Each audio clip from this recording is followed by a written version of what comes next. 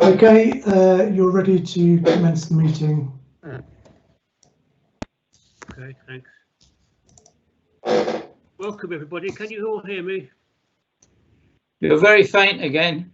Yeah, it'll come louder in a minute or two. It always does. Will it? You need to get a bit closer to the microphone, I think. Can't get any closer apart from kissing it. That'll do. It'll come. So let's get on to the agenda. Welcome everyone else outside the members. This is the Planning Committee meeting 9th of September. And we'll start with item 1 on the agenda, which is the apologies for absence. Thank you, Chairman. We've received apologies from Councillors Roger Clitheroe and Barbara Jennings. Thank you. Item 2 is the last minutes that we had. Is it your wish that I approve these minutes, or do you have a comment on them? You're all happy with them? Yes. Yes. We'll take that as approved then. I'll sign them. Item 3, declarations of interest in informal site visits. Do we have any declarations of interest? None? Do we have any informal site visits to report? Yes. Andy? Yes, Councillor Jill Mercer and I visited the... it's not this site, it's tomorrow. Sorry, it's tomorrow's one, sorry. Okay. Robin? You're on mute, Councillor Underwood. Unmute yourself. I have. Sure. Chairman, I had an informal site visit to the land off Newton Road, Higham Ferrers, 19/01318/full, and an informal site visit to Hillside Brickkiln Road, 20/00347/outline. Thank you. That's that item. Apart from the fact of what we did last time, I reminded you that you mustn't have made any decisions on anything having received notes, emails, whatever, from interested parties, that you will make your decision based upon what you hear tonight and have not made so beforehand. Are you all happy with that? Yes. Yes. Thank you. 2 of you. Yes, Chairman. So item 4, do we have any questions, please? No questions, Chairman. Thank you. Item 5 of the section 106 agreement and delegations. I think, Paul, you're handling that, aren't you? Yes, that's correct, Chair. Thank you very much. We'll go first to Appendix 1, which is the current section 106 agreements. I'll take the schedule there as read by the committee members. What you will note is that there are a series of extensions of time agreed and reasons why those extensions of time have been allowed, mainly to allow negotiation with the other parties, and they run until the 8th of October, which is the day after the next Planning Management Committee. Happy to take any questions on any of those items in Appendix 1. Any questions on the sheet? No. Can I have your agreement? Sorry, what was that? Yes, Chair. You have a question, Andy?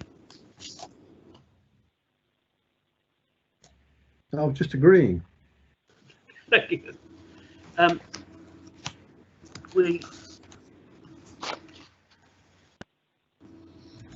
We'll move on then. If there's nothing else, we'll move on to the next item on the agenda. Paul, have you got more? Yes, thank you, Chair. I'll move on to Appendix 2, which is the delegations. And again, we'll take that schedule as read if members are content with that, but happy to take any questions. Andy? Thank you, Chairman. I'm interested in what we do about planning consents that are pending issuing following earlier decisions by the committee, given that the usage classes have all been rewritten. What do we issue? Do we issue the revised usage classes without it coming back to committee, or do we ask the committee to approve the change of the usage class to the one that the government's now using? Because that's not what the applicant applied for or we voted on. Okay, I'm happy to answer that, Councillor Mercer and Chair. It is something that we are thinking about quite carefully. It's a very good question, Councillor Mercer. The fact is that a new use classes order and schedule came into effect on the 1st of September, and we are already working through all of the pending applications to try to assign, where it's necessary, what use classes they would fall into. You will see, and the better example is on tomorrow's committee, that there is a schedule on that particular application which translates between the two different use classes. But of course, that's a decision to be made rather than one that is already made, which is the point that you're making, Councillor. So I will give you an example from the list, perhaps. So Rushton Living on the delegations is a retail application, and elements of that may well fall into the new use class designation for Class E in the use classes order. So what we will provide when we are moving forward with these is the same sort of translation as I described for the application that will be considered tomorrow, and we will then make a decision as to whether any of those need to come back to committee. A decision has been made and it is pending, and these ones are pending the delegations, but it is important to clarify as to whether there are any implications from the changes in the use classes order. Andy? Yes, it's not a trivial matter, because it's possible that under usage class E, the committee might have come to a different decision to the usage class that we actually considered. Because, for instance, if it allows retail on a site at which we'd assessed for, say, commercial business use, then we might well have done something different, because, for instance, with retail, there is a sequential test. There isn't for business use, and therefore we might well have given a completely different decision, or at the very least put in additional conditions if we'd known it was going to be E rather than say B1. Because, for instance, normally with retail, we put in restrictions on what can be sold there, what the hours of trading are, etc. But if we granted it as B1 or B2, and it now becomes, when the decision notice is finally issued, it becomes E, it means it now incorporates retail, but without the standard retail conditions. So where something is going to be finally issued with Class E, when we've gone through the Section 106 and various other delegations, it may well be a different application in practice to the one we originally debated, because it covers a wider range of potential uses, which is why I asked the question whether these pending ones might have to come back to committee for consideration of the additional conditions that might be necessary in order to make it acceptable as a retail as well as a potential business site application. It's complicated. Paul, I think you've probably answered as much as you can of that you're looking at those applications that have been passed, and if there's anything that needs to come back, it will do, won't it? That's correct, Chair, yes. Fine, I think that's all we can do for now. Jill, I've got you down on a meeting chat. Yes, I thought that if the application went in before 1st of September with the old class, I saw somewhere that it said that it would stay with that class until it's finalised. Now, there is obviously this grey area, the ones that are still pending, but I thought that it would stay with the old class, so I didn't think it was going to be too much of an issue. Obviously, anything put in from the 1st of September onwards would be at the new classes. If I could answer that, Chair, yes, Councillor Jill Mercer is correct in that. There is not supposed to be a retrospective review.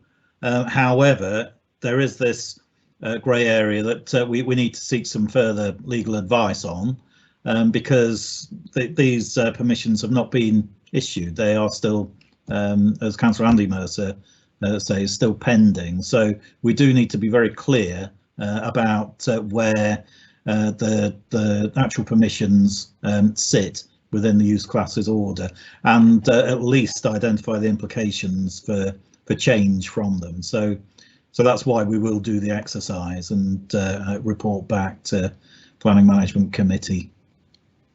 Thank you, Paul. Robin, you've got your hand up. Yeah, I think Councillor Mercer raised the issue I was going to raise, because I've read somewhere, and I can't remember where, it's probably the one coming up tomorrow. No, it can't be, because that's all changed. That when the application was considered, that would be taken as read, and the old classes would be as at that time the application was considered. When in effect the application has been agreed, isn't it? It's only the writing of the technical document, section 106, etc., etc., which shouldn't really affect the issue, I wouldn't have thought, but obviously you're looking into it and we'll wait for your decision. Here when they have the officers are deliberating. Yeah. So if that's the end of that session, can I please just take you back to the previous section of extensions? We ought to move, please, that the extensions are okay. Can I ask someone to move the lot together? Move, Chair. Move, Chair. Aye. All those in favour say yes. Aye. Yes. Okay then. Thank you. Paul, you're done now, aren't you? Yes, that's it. Thank you, Chair. Yeah. Appeal decision monitoring report. Chairman, we didn't really do the delegations. I believe the rear of Green Close is still to come out to members with the changes of condition. I don't know. Again, Chair and Councillor Joe Mercer, yes, that's correct. Thank you. Okay. Right. Appeal decision monitoring report. Back to you again, Paul. It is, Chairman. It's just a very brief report this time.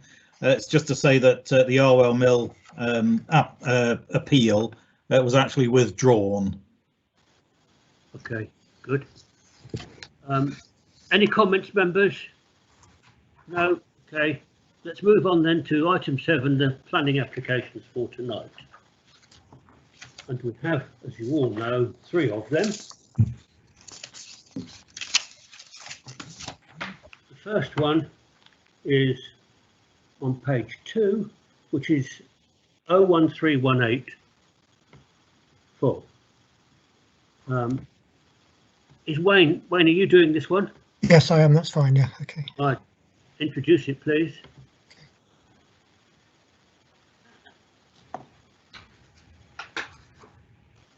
Hopefully the slide will have appeared on the screen with a bit of luck. Is it there? No. No.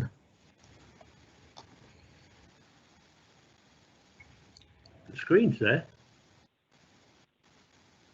What can you see?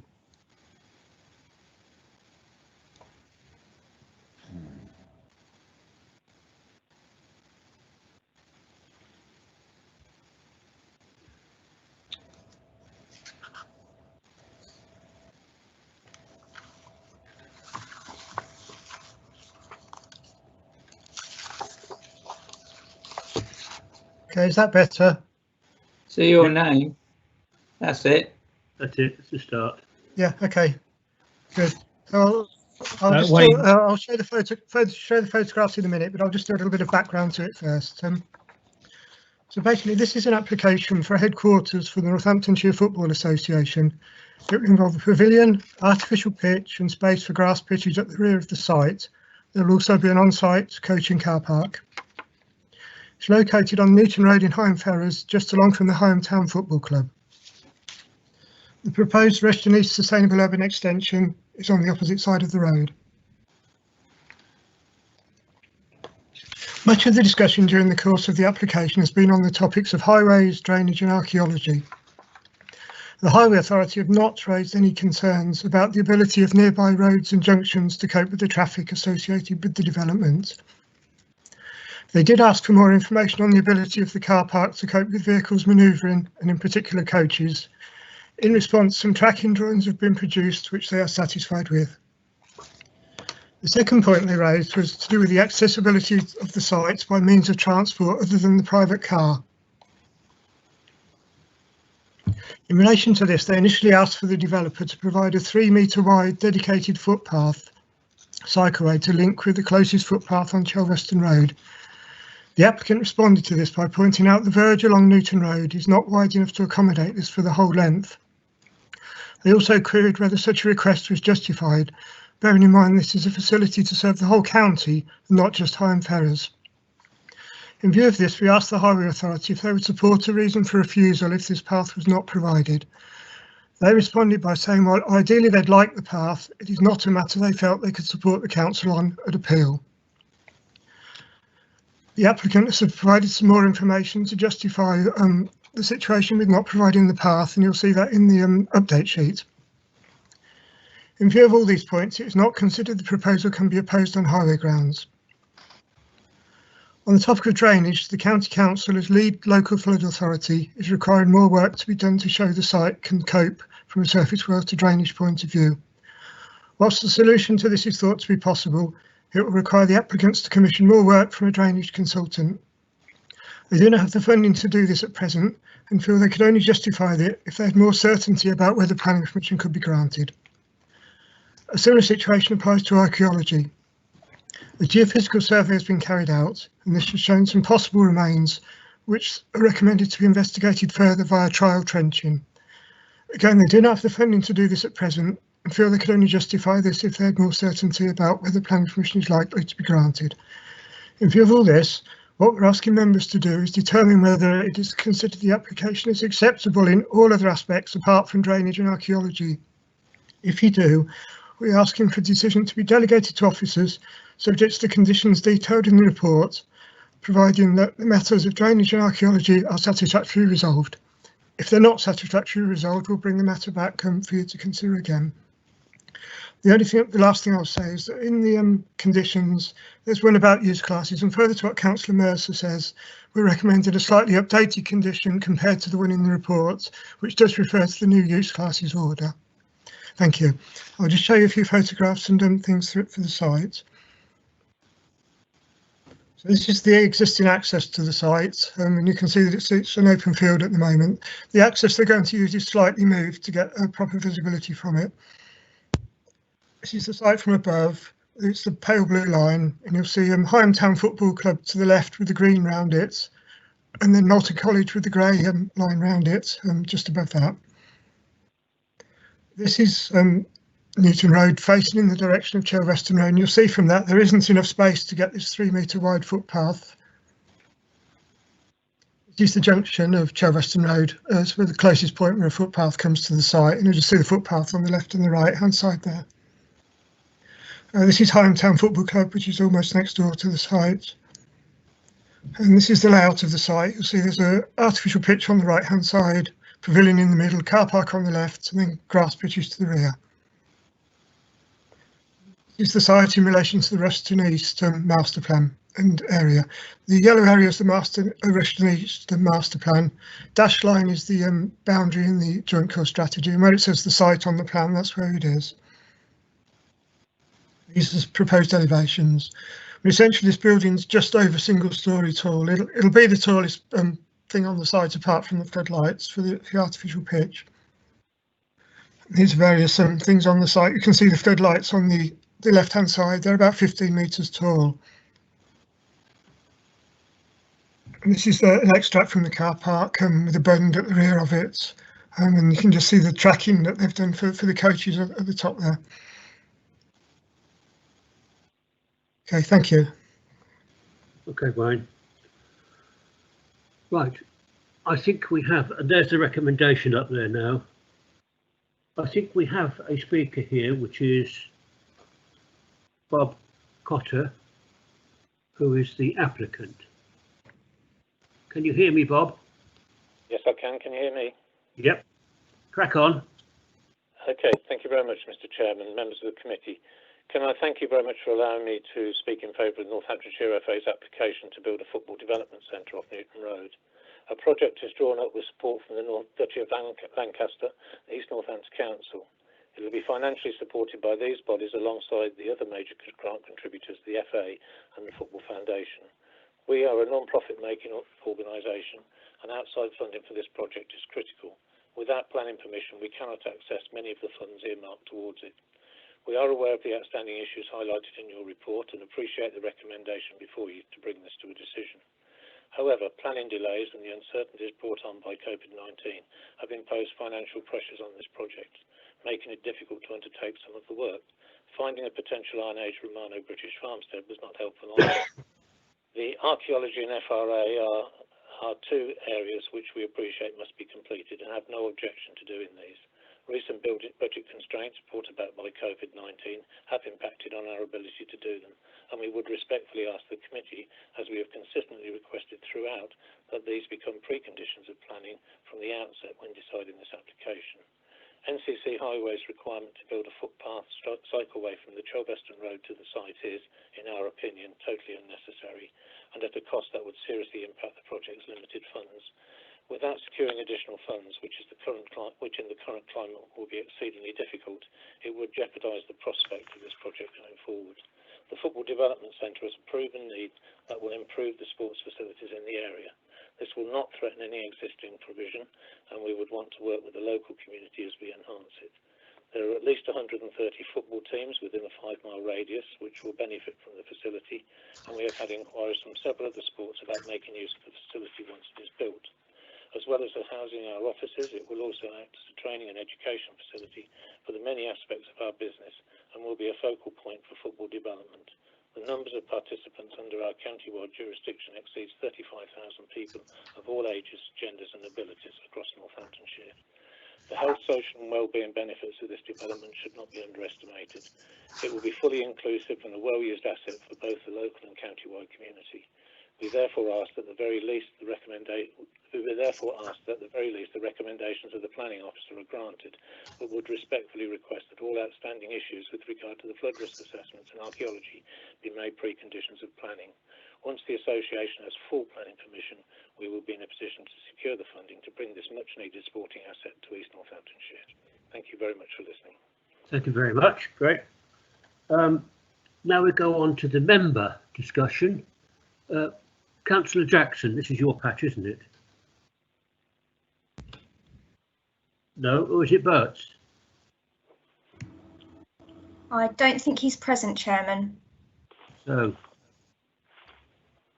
Peter, do you know the application? Yes, I do, Mr. Chairman. Can you comment on it from a member point of view? Yes, I can take this one, no problem. This application is to provide a new football facility by building a 3G football pitch and pavilion. The site location is a field off Newton Road, Home Ferries. It is proposed the committee delegate the granting of planning permission to the head of planning services in consultation with the committee chairman and vice chairman, subject to conditions detailed in the report covering surface water drainage and archaeology. The proposed facility will be operated by Northamptonshire County Football Association, serving as their headquarters along with football facilities for local and county use. Detailed supporting documents have been provided by the association. Chelveston Parish Council have expressed concern about the condition of Newton Road and the access to the site. The council have also expressed concern about the speed limit of 60 miles per hour in Newton Road. The local highway authority are not objecting to the application, but have raised concerns about pedestrians and cyclists sharing the same road to the site, and are requesting the applicant look into the feasibility of providing a shared pedestrian and cycleway. Sport England support the proposed development as there is an identified need for this type of facility and the potential benefit to the development of football. That's all I have to say, Mr. Chairman. I'd like to hear what the members have to say in regards to this application. Thank you. I'll come back to you for a proposal afterwards. Thank you. I haven't got anyone chatted up saying they want to speak. Dudley, your hand's up. You're muted, Councillor Hughes. I'm just on mute, that's right. Thank you. There are two things I'd like to say. First of all, I very much welcome this application. I do hope ever they will work with local schools. I see one of the schools has said that they have a 3G pitch and they let it out. I hope they'll work with the schools. Now, there is a need for more. It is not as if there's too much. I hope they'll work together rather than, you know, we're letting our pitch and all the rest of it. It would seem to be, for example, have a common tariff for the pitches would make it be a good idea. And the second thing I think the objection that Councillor Thomas has raised about the footpath, he's absolutely correct. Now, we've heard from the Football Association that providing a proper footpath is going to be a very expensive issue that they can't address. However, we note that between Ringsted and Raunds, a footpath was provided, not so good for bikes, but certainly for walking on, that was a great, basically gravel footpath. So it wasn't up to full county standards and wasn't adopted by the county. But it did mean that people walking between the two villages did not have to walk on the road, which they would have had to do. So I would like some consideration to be given, providing some sort of gravel or footpath, a footpath whereby people do not have to walk on the road, because that is a dangerous road. It's a road that has a sign up for motorcycles to be careful on as a red route, and therefore I think it's dangerous for young people to have to walk on the road or cycle on the road. And if a footpath of any description could be provided, even if it's not a perfect one, that would be a good thing. Thank you. Thank you, Dudley. Jill, you're on the list. Thank you. Could the officer tell me about the position of the pitch with regard to the road? Obviously, we've heard this is a dangerous road. I think I saw that there was some protection to stop the ball going onto the road.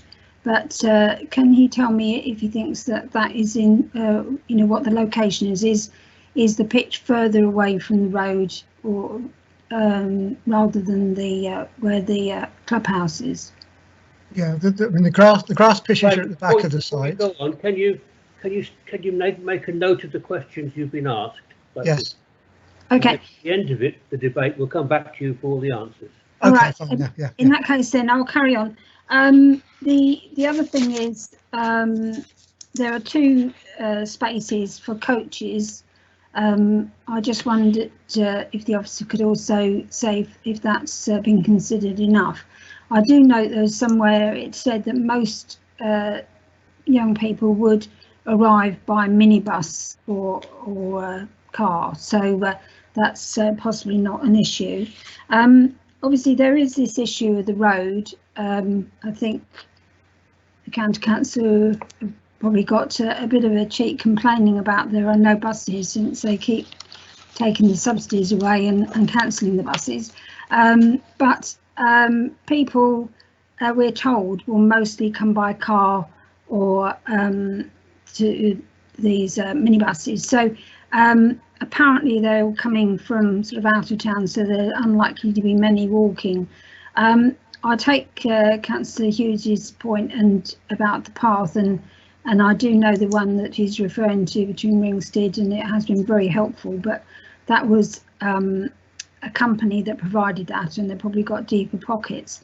But I wouldn't want this to fail because there was a problem with them having to provide that pathway. I think it is a good facility, and I wouldn't want it to be jeopardised. Okay, Jill, thank you. Robin, you've got your hand up. Yeah, thank you, Chairman. Yes, I drove along that road this afternoon, and I parked where I thought the entrance was because I'm not 100% sure. Cars whizzed past me, and whilst there was a lull at certain times, they drive along that that road quite quickly. I agree with Dudley. There ought to be some sort of path, but I understand that's expensive. I wondered if the officer could comment on another solution, which at the end of the road, both ends, one at Newton Bromswell and Chelveston Road, that we put up a sign which says no cycling, no footpath. And that should answer the question, because the applicant's never going to be able to afford any form of footpath whatsoever. So it's either find a benefactor or prevent cycling and pedestrians along that road. So I'd like the officer at the end, as you say, Chairman, to comment on that idea. Thank you. Any more questions anywhere? No? Can we go then to Wayne? Can you answer some of those questions for us, please? Yeah, sure. I mean, the first one about the balls and the pitch. I mean, the grass pitches will be safe because they're at the back of the site. It's the artificial pitch that's the problem, and it will have a goal that's end on to the back of the road. But what the pitch will have all the way around it is this ball stop fencing, which is at the standard that Sport England require. So it is of the height that Sport England recommend. And what I would say is, obviously, if a ball's kicked really high in the air and it goes over the fence, it'd also go over the road as well, because it'd be so high. I mean, the fence is going to be enough to stop it going on the road, but if there was an event where it got further, it'd go the other side. It wouldn't be able to go over the fence and onto the road. So I mean, they've done everything Sport England require in terms of standards. So that's really all we can ask. So that's that one. The coaches, yes, they two coach spaces is enough for the site. I mean, you could have a situation where it's a home team and an away team, but mostly it's much smaller scale than that. It's mainly minibuses and cars that bring people. And the car park's more than big enough for that. Actually, it's more than is required by the parking standards. Okay. In terms of the speed limit on the road, I mean, we're guided by the Highway Authority on this. They don't think any measures are necessary. I mean, my personal view is it is a fast road. I've tried to park by the entrance as well, but I think a lot of it at the moment is because there's no buildings there. I sometimes think that if you get buildings and people get used to things in a new entrance, that slows the speeds down. At the moment, there's nothing. People can just whiz along there, and it's there's nothing that makes them think I must go slower. But this will be a big building and a big car park, and it'll be really noticeable in the surroundings. So I think that'll be a bit of traffic calming associated with that. Okay, Wayne, that's all your questions, wasn't it? Well, yes, I think so. You didn't answer my question. Which one's that? The question was, can we put a sign up prohibiting pedestrians and cycles along that road? Because, as I said earlier, I certainly agree with Dudley that it is dangerous for cyclists and pedestrians if they have to go on the road. So that was the question, whether we can either put a condition in or whether we can defer it, because I fully agree with this application. It's a lovely application, but I am cognizant of the fact that you can't walk along there without danger. And it's certainly dangerous. The sign at the end of the road, at each end of the road, should probably make people aware that it's a dangerous road, that there's no path. If in fact we can't get a path, that would be ideal, would it not? Beware cyclists and sorry, I can't put my hand up, perhaps you can't see me. Yes. Beware cyclists and pedestrians. I think that's reasonable. You can't prohibit them. Yeah, I think Councillor Hughes' suggestion's better. I think deal with it that way around. Cyclists and young people, the signs we have up outside schools. I think that would be certainly a good idea. Yeah, I think that's a better solution. I do. Yeah, I would agree with Dudley there. Hang on, one at once to the chair, please. Oh, sorry. Do that. Sorry? Can we do that? Signs at each end? If it's on highway land, I think we can ask them to pay for that. Yeah, I think so. Not necessarily at each end, because the problem is where's the other end? I think it's the Chelveston Road end that's the key, isn't it? I think. I don't know. Can you investigate that and let us know? Yes. Yeah, and the other end is Newton Road. The other end is Newton in Rushton. That's where that road comes out, because I drove along it this afternoon. So ideally at both ends. Whatever Yeah. you let us know, please, Wayne, afterwards. It won't hold up the decision, I don't think. And you're quite convinced, Wayne, that they can't afford a footpath. Yes, I am quite convinced. Yes. Yeah. So that's going to be perhaps the best that we can do. Any other comments? I haven't got any more. Julian, Chairman, can I suggest, Councillor Gilmore's here, whereas I can understand that putting it to both ends, it's quite a long road, I would certainly want to have a sign just before it, like you do before a school, saying slow down pedestrians and you know, to alert people to the fact that there's an entrance there and that they need to slow down. But it's at the site that you'd need that, I think. good idea, Jill. Can you look into that as well, Wayne? A sign near the entrance saying slow down. Yeah. Chair, Paul's got his hand up. I'm not sure. Yeah. Chair, if I may intervene just to probably help answer that question. Yeah, so what we're talking about is what's called a non-statutory sign in the highway. And in my view, and I'm sure that Northampton FA would agree to this, because they're relatively low-cost pieces of kit, that there could be 1 or 2, maybe 3 non-statutory warning signs, as Councillor Hughes and Councillor Gilmerta have mentioned, and also Councillor Underwood, that just do make people aware who are driving along the road that there is a busy facility that is in operation.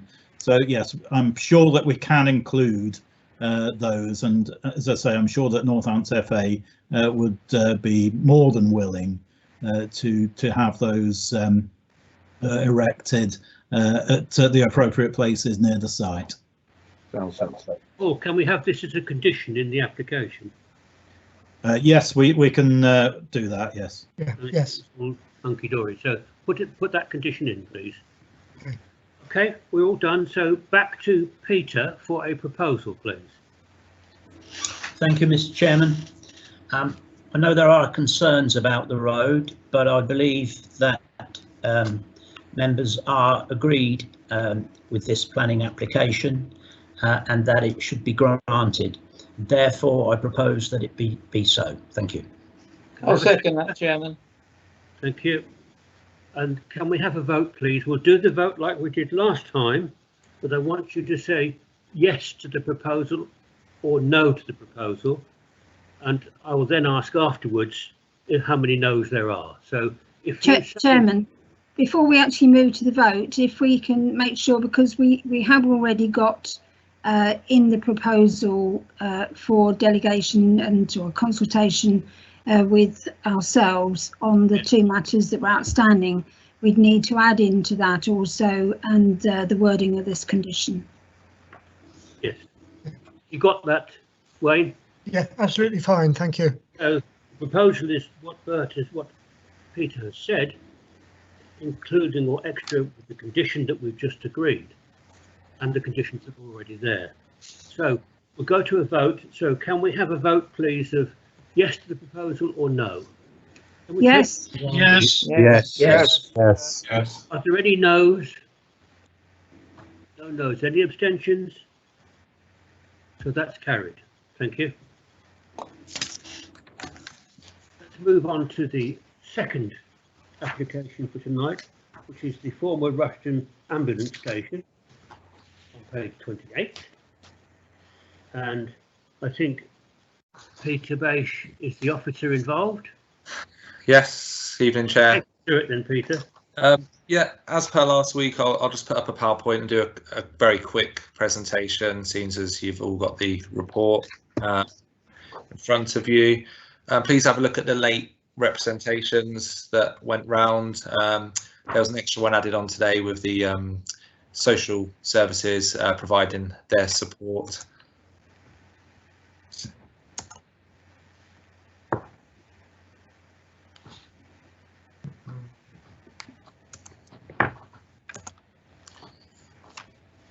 Okay, so this application is for 14 one-bedroom apartments for supported living. It's for people with adults over 18 years old with mental or physical disabilities that require help in living independently. The site's just here on Station Road. We have Freeman's Court flats to the right here, the Printworks building to the left, the swimming pool opposite. Here's a quick overhead of the site. This has 10 parking spaces. Highway Authority do not object to the proposal. It's envisaged that the residents of the building won't really be driving. That, if any are, it would be a very, very small number. It's mainly for visitors, members of staff. Highway Authority believe that 10 spaces is more than adequate. If there was a time when, well, very unlikely time that more than 10 people were there at once, then there are no restrictions on the street. Within a few hundred metres radius, you've got car parks and on-street parking. I acknowledge that the parking situation on the roads is often quite busy down these streets of the terrace housing, but for the small amount of overspill people, you know, you're talking a couple of cars maximum on a very one-off kind of occasion. It would have the capacity to accept these extra 1 or 2 vehicles. Here's just a more detailed view of the site, showing the bin court at the back here. This has been moved to the back of the site at the request of the fire officer and the police officer, who both have no objection to the scheme. So quick elevations and a quick front elevation. If you look at the update sheets, the applicant has removed the Juliet double door windows on the front and replaced them with standard top opening windows. The detail you can see is just an element of detail on the front there. So those are actually windows on the rendered part of the building now, rather than doors. Quick floor plans, just showing the layout of the apartment block. Each one of these is a 1-bedroom unit. They all have a kitchen and level access shower facilities. These small rooms here, which I'm highlighting on each floor, are can take a single bed, and therefore any manager or member of staff that is required to stay overnight, if that ever arises. A couple of photos. Here's the site. The height of the building is going to match this element where my cursor is here, so the lower element of Freeman's Court. And here's a view from the other way of the site. Thank you. That's a presentation. Thank you, Peter. Excellent. We have one speaker, but before I go on to that speaker, can the speaker, Mr. Gray, who's an agent, can you hear me? I think he's on the Hillside application, Mr. Gray. See, that's what I wanted to know. That's correct, Chair. I am present there, Chair. Right. So the speaker that we have is Councillor Dorothy Maxwell. Yeah, so Councillor Maxwell sent her apologies. She phoned me earlier before the meeting. She's preparing for tomorrow's meeting. She wanted to offer her support to the scheme, but she did have questions in regarding the parking, whether 10 spaces was enough parking. So her concern was the parking, but she thinks the scheme is a very good idea and provides a needed service in the area. Yeah. Well, you've already answered the question on the parking, haven't you? Yeah, I spoke to her on the parking, but she did want me to highlight that she did have issues with the parking. So, members, do we have any comments, please? I've got no one on the chat line. Chair. Yeah. I thought I was going to be leading on this one. Say again. Isn't someone going to lead on it? Yeah. So usually somebody leads on it, and that's right. Sorry. Yes, of course. We've got Barbara's patch, but she's not with us. So I think you said, Andy, could you perhaps lead it? Yes, Barbara asked me if Councillor Barbara Jenny asked me if I would stand in for her on this item. As a matter of interest, my ward abuts this site about 50 metres behind it, and the boundary between the wards runs along the back of the site, so I know the site well. It's very close to where I've been representing for many years. The concept of the scheme is a good one. It meets a recognised need. The applicant has spent a long time gradually ironing out problems with the site, such as, for instance, moving the bin store from the undercroft where it's dangerous to the back of the car park where it's safer. I've put a lot of effort into looking into all of the issues, and there's just one thing that I'm slightly concerned about, and which we may need to get some clarification on. The local flood risk authority has classified this as flood zone 1 and said it's low risk of flooding, and they've referred to a consultant's report which says that it needs to be 600 millimetres, I think the entrance point 600 millimetres above a baseline that they're referring to, and they in turn get their data from a strategic flood risk assessment made in 2011. That in turn refers to 2 flooding events that took place in this area in 2000 and 2002. The problem is that there was a major flooding incident after that, directly opposite this site, which flooded the splash pool site, which is, as I said, directly opposite. That was not due to surface water flooding, but rather due to the blocked culvert that goes underneath here. Now, the consultants who were brought in to look at flood risk didn't seem to, I couldn't see in their report any reference to that incident or to the risk that the culvert presents, which has been blocked several times since I've been a councillor. I think that probably the risk to this site is acceptable, but since the consultant's report didn't refer to this particular issue, and by the looks of things they weren't aware of it because they used a report that predated the major flooding incident, I would like to have some comfort that this is not a major issue. For background, for those who are not aware of what happened, several times the culvert, which goes underneath here, has been blocked at least once by vandalism, other times by debris floating down from the area of Hall Park and beyond. When that happened, the splash pool site, which is directly opposite this, was flooded to quite a depth, including sewage, which led to the splash pool being closed for some time and the restaurant in it being closed for a long time. You can still see the stain marks on the wall which show the height that the flood water reached.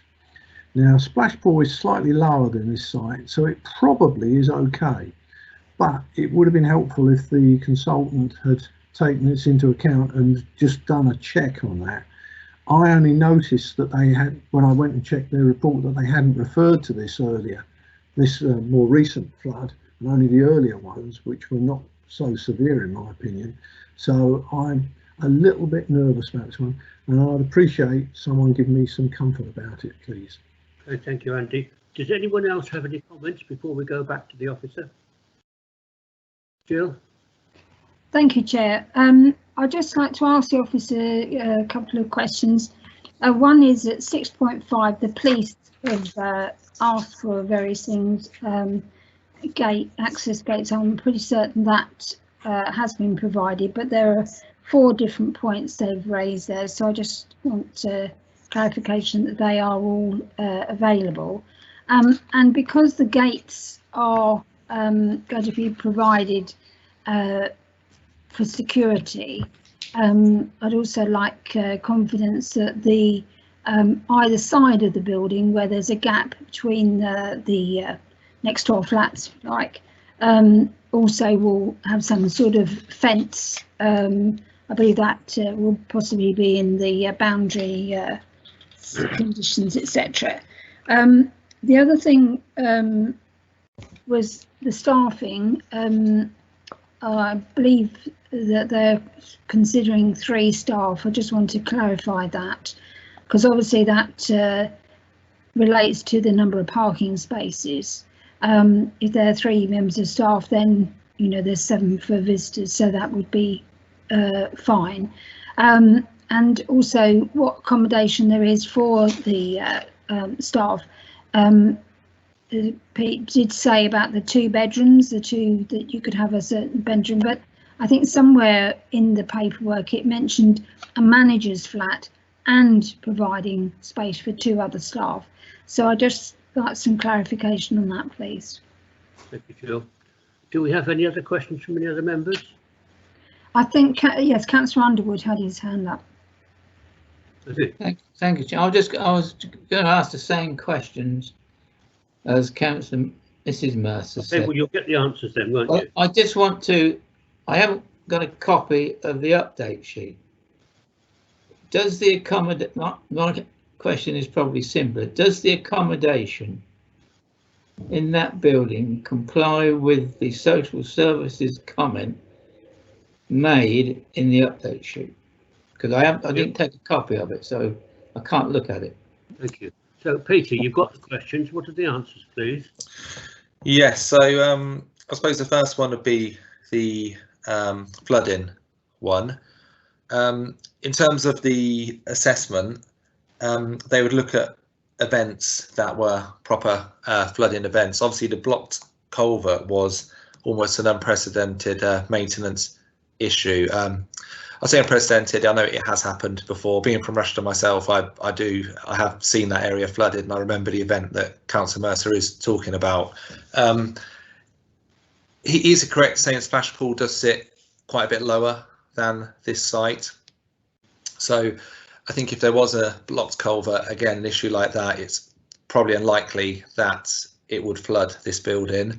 Nonetheless, I think it's paragraph 7.36, and I think condition 6 of the report does talk about surface water and flood management strategy secured by condition. So in discharging that condition, it does give us an opportunity to speak to the applicant in regards to the culvert and whether we do have any grounds on that basis. I don't think we will have, because it is almost a maintenance issue on that culvert, which could flood any property close by. So on that basis, I think that's the answer to that question. I think Councillor Mercer wants to. Yes, he does. He's waving. Yeah, it does give me the comfort I was asking for. Can we put somewhere in the any decision notice or informative pointing out that we wish that to be covered by the officer's discharge of those conditions? Because if that's the case, then that deals with the issue and I'm happy. Thank you, Andy. Okay, and the questions then, Peter? Yep, so the next question I think was on the police comments. I think the main ones I could see were the gates and lighting. So these are also secured by condition. So the plans show the gate set back 5 metres from the road and secured. This is secured by the plans condition. We have a lighting strategy as well, secured by condition. Off the top of my head, I'm not sure what condition it is, but it is there. Condition number 11. It's a lighting strategy. So the police comments have been satisfied, as have the fire brigade comments. In terms of staff, the manager's flat is essentially those areas, the bed and a desk in a small room. That's all they need. The idea of this accommodation is to allow people who can almost live independently to live independently. So the managers don't need a proper big flat. They're only there for almost assistance when needed. And I think Councillor Underwood wanted to know if it satisfied the update from the social services, and yes, it does. I did speak to the social services team and the agent, and they're happy with the layout. The layout's almost been designed with the social services in mind to meet their requirements. Thank you, Peter. Jill, you want to come back? Could I just come back? So I'm presuming from what you said then, Pete, that it isn't 24-hour cover here for, and I don't know what happened if there was an incident out of hours, if somebody needed help. Do you know how they organise that? I believe it depends on the people they have in the unit. There are flats there available for managers to stay in overnight. I'm not sure how they organise that. From what I'm led to believe, it depends on who is there. I wouldn't be surprised if they do have somebody there overnight doing the night shift. I think the person may sleep there and be there if there is an issue. But I think this would be sorted out by Wellgate Care and the needs of the people that are in the building. I just remembered speaking now, you did ask about the gaps at the side of the building as well for security purposes. We have the landscaping condition, which includes boundary treatment. So we'd look to have secure fencing along the front and also secure fencing along the back, because as you're aware, the back of the site opens up onto kind of, land that is unoccupied with, trees, and people could come into the site from the rear. So that condition gives us the opportunity to secure a good level of boundary treatment. Thank you, Peter. Thank you. And in fact, that back is quite important, because obviously it's a greenway and it's people can get to it quite easily. Yeah. Gotcha. Okay.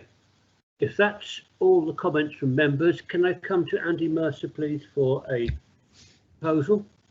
Thank you, Chair. With the minor amendments that we've discussed and agreed, I propose that we grant this subject to the conditions being discharged appropriately. Can I just step in with the amendment? Would you like me to run it past Chair and Vice Chair? It would be a good idea, and a ward member, Councillor Barbara Jenny. Yeah, would be a good idea. No problem. So your proposal is, Andy? My proposal is that we grant, subject to the amendment being agreed by effectively we delegate to the head of planning services to grant it with the amended condition and in consultation with the chair, vice chair and ward member. Thank you, that's fine. Can I have a seconder? Second it, Chairman. Councillor Underwood seconds it. Now can we go to a vote? We'll do the same again. If you say you agree and yes, please, will you say now? Agree. Agree. Yes. Anyone not agree? Anyone abstaining? Then that's passed. Thank you very much. So the third application for tonight we'll move on to now.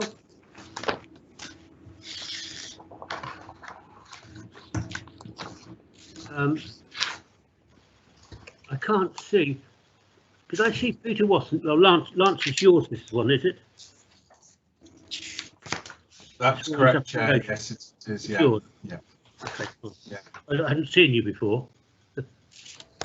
Right. So, Peter, this is yours as well, isn't it? Yep, it is. Yeah. Can you take us through it, please? Yeah. Again, I'll just get a brief PowerPoint slides up.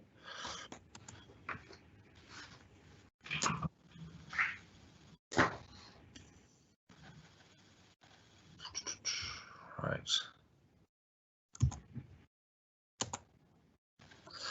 Okay, so this plan application is an outline application. It's for up to 21 dwellings with access. It's all matters reserved except the access. So what we're looking at here is the principle of developing the site for up to 21 dwellings and the suitability of the access. These are the only things to be agreed at this stage. The site is just here, just off Brickhilm Road. We have Mallows Drive opposite, Kelmarsh Avenue just here. The site itself is currently commercial and industrial in nature. I'll have some photos to the end to show you its current position. We have a dwelling at the front here, Hillside, which is located approximately here. This is the access. Doesn't really come up very well on the screen here, but hopefully you've got it in front of you. The current access is currently to the east of Hillside, just there. As part of the application, it is proposed to go to the west of Hillside, just here. It would be 40 metres from the centre channel to the centre channel of Kelmarsh Avenue, which is in line with national guidance, the manual for streets. Here's a photo of Hillside with the current access. Here's a photo of the site. Here's a photo looking into the site with the industrial units and the relationship with the properties on Kelmarsh. Here's the edge of the site. Obviously, further to the east there is open countryside, and this open countryside remains protected. The proposal is purely on the site of the current commercial units. In terms of the principle of development, as you can see from the report, this is brownfield land. Is classified as the built-up area of Rawns. At the moment, this is an unrestricted commercial site that could, and I think it's quiet at the moment, but as it's unrestricted, it could be quite neighbourly and incompatible with the residential units on Kelmarsh Avenue. The principle of putting housing on this site is established by virtue of being brownfield and in the built-up area of Rawns. If it was outside the built-up area on the greenfields here, then the principle would not be established.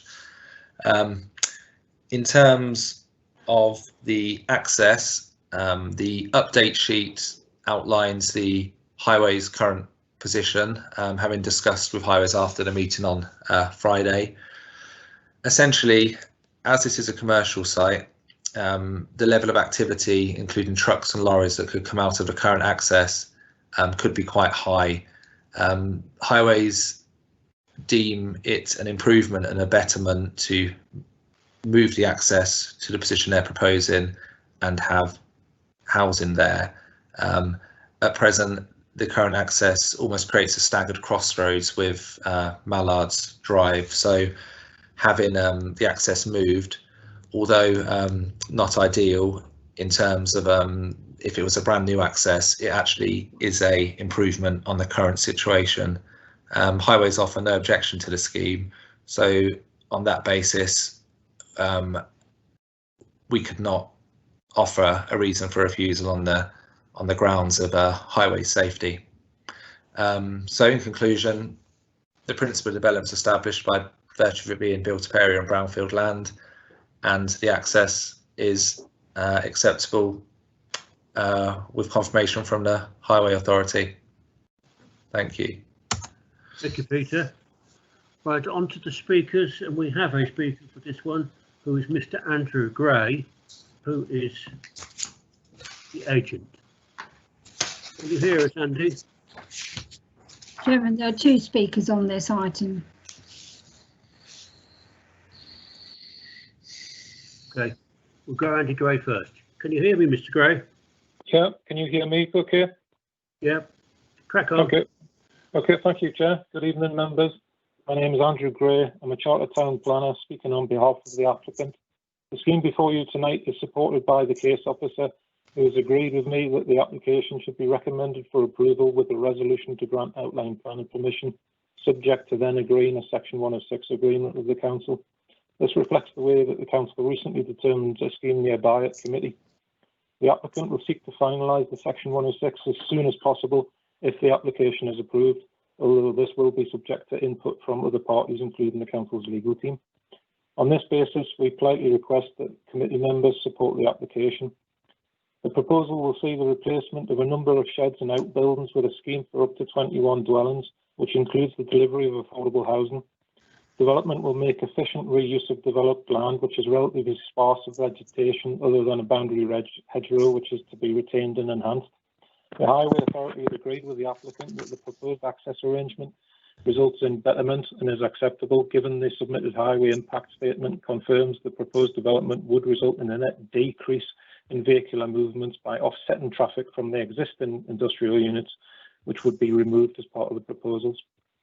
As such, given the access already exists from Brickkiln Road to serve the industrial units, and that there's no evidence of a safety problem, the Highway Authority have confirmed the access arrangement is acceptable. The existing dwelling front of Brickkiln Road will be retained and enhanced. The proposed access arrangement retains an area of soft landscape alongside this dwelling to ensure that the entrance to the site is an attractive feature. Parking arrangements on the submitted layout are for illustrative purposes only. The lead local flood authority also consider the proposal represents an acceptable form of development subject to conditions. The council acknowledge there's no cap or ceiling in respect to housing requirements over the plan period, and it should also be recognised the neighbourhood plans over 2 years old. Raunds is considered to represent one of the most sustainable locations for new housing, and the council consider the site to relate well to the settlement. In summary, this is a highly sustainable development that will provide affordable housing and constitute environmental improvements and enhancement to the area through the removal of existing sheds and outbuildings. It will also support the existing services and facilities in Raunds. The applicant has worked very well with the council, and in regard to this, we respectfully request that the application is granted outline plan and permission. Thank you. Thank you, Andy. And the second speaker we have is Councillor Houlihan, who is from Raunds Town Council. Can you hear us? It's the clerk, Chairman. Thank you.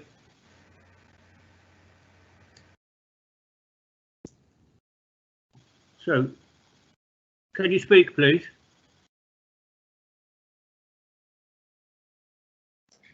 Kate Houlihan, can you hear me?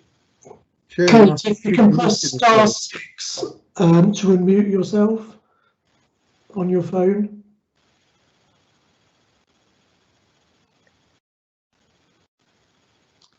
Okay, you're ready to speak now. Yeah, you should be able to hear me now. Thank you. That's it. Ron Town Council. Sorry, thank you. You're not a councillor, you're the clerk, are you? I am, yes. Yep, fine, thank you. Thank you. Raunds Town Council strongly objects to this application. The proposed increase in housing numbers contravenes the Raunds neighbourhood plan. Raunds has taken its share of housing and there is no requirement for additional dwellings to be allocated. Our neighbourhood plan details this. There have been planning permissions for 1,058 dwellings approved within Raunds in recent years. The Northamptonshire core strategy identifies a housing requirement for Raunds of 1,060 dwellings over the period 2011 to 2031. On this basis, there is no need for the Raunds Neighbourhood Development Plan to identify additional land for housing. The Town Council does note from the officer's report that housing numbers in the JCS and Neighbourhood Plan should be viewed as minimum targets and not upper limits. However, this goes against the grain of all community-led planning and the Raunds Neighbourhood Plan. To become a made document, the Raunds Neighbourhood Plan had to pass a referendum. When voting in the referendum, the town's residents understood that they were voting to protect Raunds from further housing development. The proposed use of this site is overdevelopment. We understand that at outline stage, the committee are only considering the principle of development. However, Raunds Town Council believe that 21 dwellings will lead to the overdevelopment of this site. In the council's initial response to the application, the council raised concerns regarding the junction and access. We realise that changes have been made. However, this council continues to have concerns regarding the access and are surprised to see that Highways no longer object to the access to this site. Thank you. Thank you, Kate. Right, we now move to the ward member. I think that's you, Lance. It is, thanks very much indeed, Chair. So this is a request for outline planning permission with all matters reserved, except for access and for the principle of development for up to 21 houses on this site. This being classed as a brownfield site. And I understand the recommendation, and the recommendation is to grant subject to no objection to local highways authority. And in the latest update, there are no objections. from the local highway authority. The update sheet from Planning Officer Peter Baish confirms that the access has been improved and it improves the current situation, and local highways authority have no objections. The Town Council has raised some matters. They're not all to do with the access, and I'm minded to discount those that don't affect the access. They do defer to the LHA on the matters of access, and as I've pointed out, that they don't seem to have an objection. I would be interested to hear from other members on the subject of access, which is the focus of this evening, as well as the principle of development on a brownfield site, and the matters of overdevelopment, cramming more houses on this site than would ordinarily be appropriate, I think is something that we can defer to when we're considering the site, so we don't have to consider issues like housing supply, tandem parking, refuse vehicle access, and the like. So I'd like to hear from other members if they have anything to add. Thank you. Thank you, Lance. Jill, have you got yourself down to speak here? Yes, please, Chairman. I'm not from Raunds, so I'll defer to other people from Raunds. But if I could just pick up one issue that was raised earlier on for another application. This says this is in flood zone 1, and I know that this road was flooded very badly. I think it was this year. If it wasn't, it was last year. Things go fast. And I believe that this road was actually closed for about 3 days because of flooding. So perhaps one of the local members might pick up on that. One major concern I have is that the section 106, the health services haven't come back with any suggestion.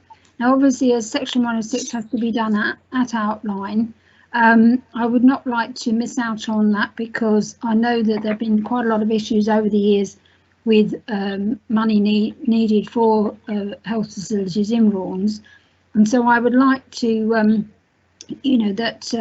that is not missed, and that they are chased. They have been quite good of late, coming back with suggestions about monies required for health.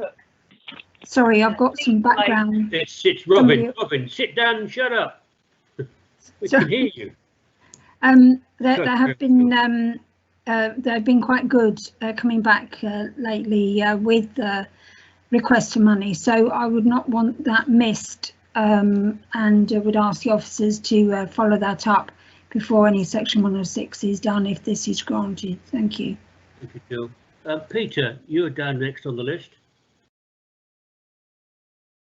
Thank you, Chairman. Yeah, just managed to unmute myself. Yeah, now I'm going to pick up on something that the town clerk very rightly said.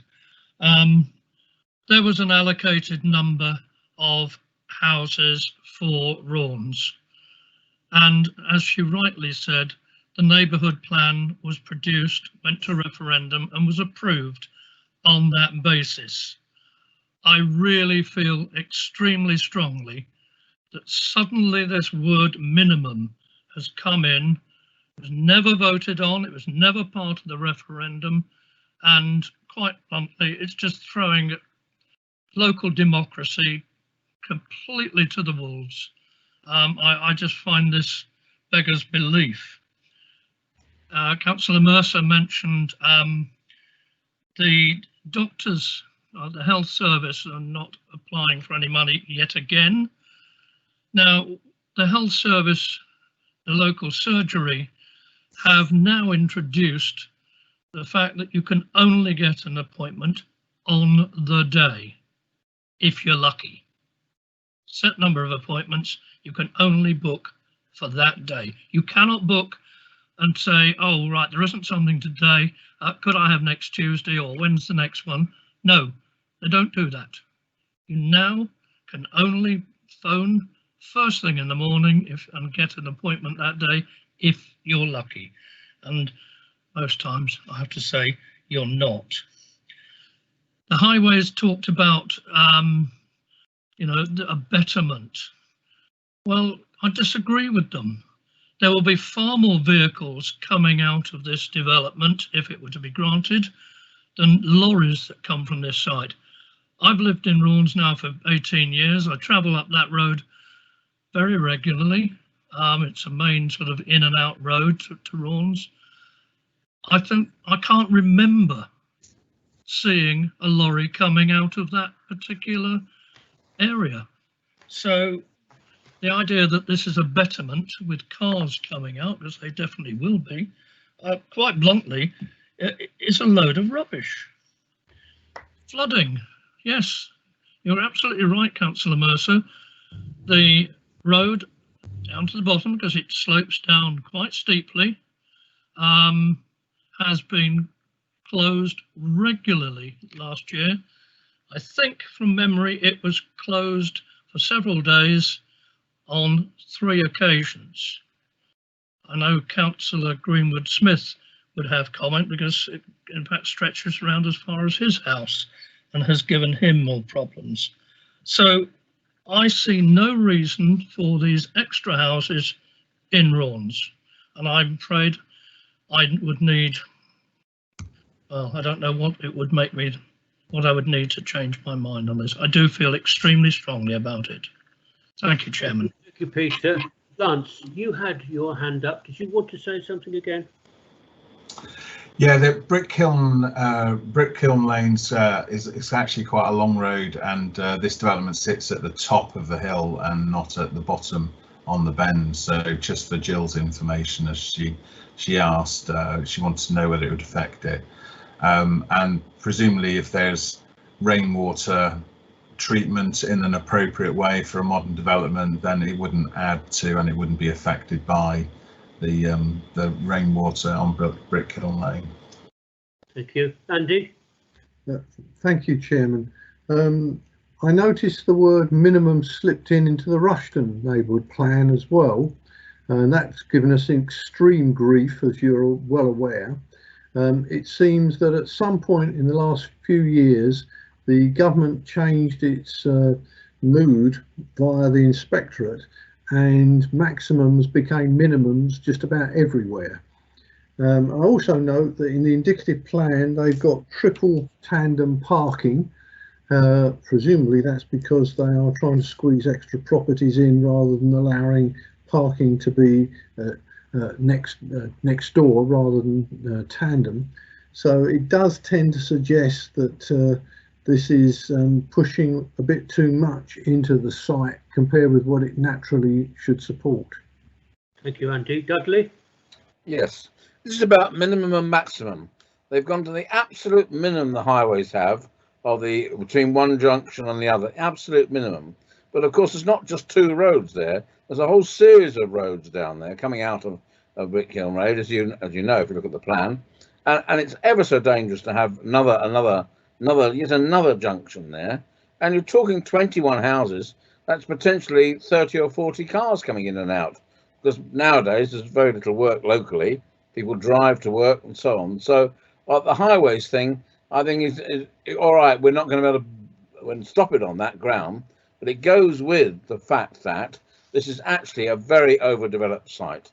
We don't need 21 houses crammed into that little space. The social housing opposite, the social housing here, but why has people in social housing got to put up with dreadful housing crammed in with very small park gardens, totally inadequate parking, which will be all over the road. And of course, there's no people can't park on Brick Kiln Road. So if they did, they'd be in a problem. So there'd be absolutely chaos around. It's a very, very poor development in a poor place. And I think we should oppose it on grounds of overdevelopment of the site, on the grounds of on the neighbourhood plan, saying that this is not within the neighbourhood plan. And of course, in the plan for the number of houses, we've done our bit for a number of houses on the need for more houses. So please, can we actually have a bit of sense about this and say enough is enough down Brick Kiln Road? We don't need any more houses there. Thank you, Dudley. Peter, you want to speak again? Thank you very much, Chairman. sorry. Thank you for your forbearance on that. A couple of things. It was mentioned quite correctly that this is at the top of the hill in terms of flooding, but of course it contributes to the runoff of rainwater, and that then goes down the hill. Yes, this site won't get flooded, but it will contribute to the flooding down at the bottom. I would hate to see anybody try to park on Brickkiln Road. I don't think they'd have a car left for very long, but who knows. One other thing I forgot to mention, and I was actually amazed at what the applicant's representative said. He talked about the neighbourhood plan being 2 years old. Well, yeah, does he know how long it takes to create a neighbourhood plan? 2 years old, that's current as far as I'm concerned. Does he think we have a neighbourhood plan every year or every 6 months? Ridiculous. Thank you, Chair. Okay. Anyone else wishing to speak? Chair, Yes, Chair Councillor Wilkes has indicated. Lee? Thank you, Councillor Mercer. Yes, just picking up on what Councillor Wathen has said there, it was disingenuous, I thought, of the applicant to poo-poo the neighbourhood plan on the basis that it's 2 years out of date, and also to make the comment that Raunds was ripe for future development of houses, making it sound like there are hundreds, thousands of more houses that Raunds deserves. It was hard to disagree with anything that Councillor Wathen or Councillor Hughes said. It is gross overdevelopment of this site. But I want to put all of that to one side for a moment, because clearly we are only looking at access.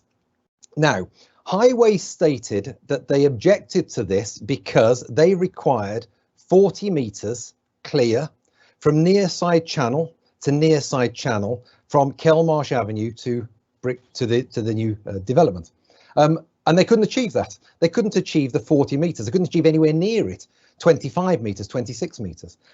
Since then, as the officer quite rightly said, there have been negotiations or discussions with Highways, and Highways have changed their mind and said that whilst they would like to have 40 metres clear near curb to curb, they will accept 40 metres centre of the road to centre of the road. Now, I've got two issues with this. Firstly, I can't understand why Highways suddenly changed their mind. If it was important for safety to start with, why is it not important for safety now? But the bigger problem is, I'm not convinced that Highways are looking at the right drawings. So we in our packs have been given two sets of plans. And I raised this at an earlier meeting.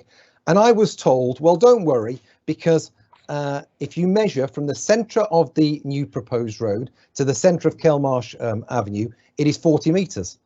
And that's absolutely correct. We all have a plan in front of us that clearly shows 40 metres written on that plan, 40 metres centre of the road to centre of the road. But in our packs, we also have this plan.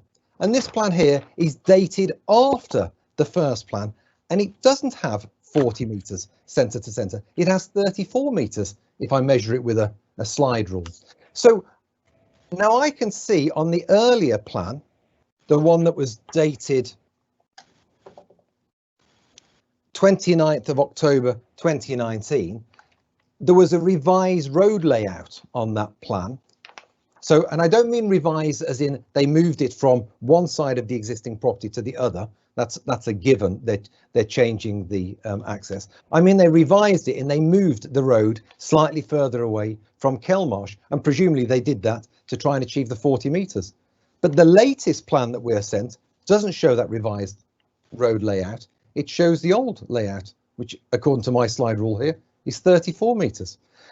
So actually my concern is that Highways think for safety there should be a 40 metre gap curb to curb, and I agree with them entirely. Through negotiation with officers and discussion, they have accepted that they will reduce that. Crikey knows why they're going to reduce it, because it's going to make it more dangerous, but they will reduce it 40 metres centre to centre. But actually here on the latest plan, we have 34 metres centre to centre.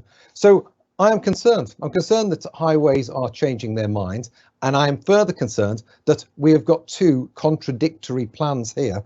And I'm only basing my opinion on the latest plan, which is the one that you've all got in front of you coloured, which is dated 22nd of January. And this one here, according to my calculation, shows 34 metres. Okay. On all of those bases, I think we've got to object. Thank you, understandably. We'll go to the officer for responses to those questions, but Chadley, do you want to come back again? Yes, I think I'd be interested to hear the responses, but if we can't resolve this issue, if we're not going to object to it, at least need to defer it until the issues are resolved, because we must actually make sure we have the right things. And if they haven't even supplied us with the right diagrams, it doesn't give us a lot of faith in the rest of it. I'd agree if that's the case. What does just remind members of is this is an outline plan, therefore any specific numbers of houses or whatever on the site is not relevant to an outline plan. We've got up to 21 houses, but that's not part of what we're looking at. We're looking at the access, which is the question mark we've just been talking about, and the right to develop on it. So those are the two things that we've got to consider when we make proposals on this application as we stand now. And before I go to the officer again, Andy? We do need to take into account the proposed maximum number of houses in one respect, because that determines the size of the Section 106 agreement. And the Section 106 agreement has to be included in the outline application, which is why a number of houses has to be included. So we have to consider the 21 house issue, otherwise you can't sign a Section 106 agreement. I understand that, but it's up to 21 and we don't know how many. So it's going to be difficult to resolve. But Officer Peter, can you answer some of those questions for us? Yeah, I can do. I've tried to scribble down as I've been going along, so please let me know if I'm missing anything. First thing I'll go to is density. So the overdevelopment factor.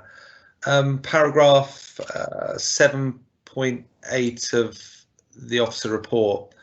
In looking at this scheme, in taking into account hillside as well at the front, we're looking at a net density of 25 dwellings per hectare. That's actually quite low. It's kind of thing you'd expect on a peripheral residential development. The joint core strategy has a standard density of 35 dwellings per hectare. So this one's actually 10 dwellings per hectare less. So I would probably advise members to think about that carefully if they want to go down the route of overdevelopment, because our adopted policies and the density on site would indicate that this isn't overdevelopment of the site. How they've laid out an indicative layout, obviously that can be changed. They probably haven't laid it out as best as they can to demonstrate the density on there. But in terms of the actual space and the numbers, we're looking at 25 dwellings per hectare. In terms of flooding, I think it's conditions 10, 11, 12, no, 8, 9, 10. They deal with surface water drainage. So a lot of information has to be submitted for us to agree and discharge that, which should deal with the flooding issue. In terms of Councillor Wilkes talking about the plan, he's correct. I've just had a look myself.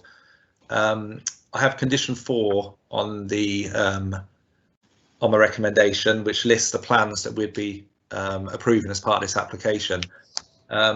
The indicative plan is one of the plans which is on there, which would obviously contradict with the proposed access layout, because the indicative layout was essentially put on there to show the 21 dwellings. It wasn't put on there in regards to the actual access, because the access had been agreed with the more recent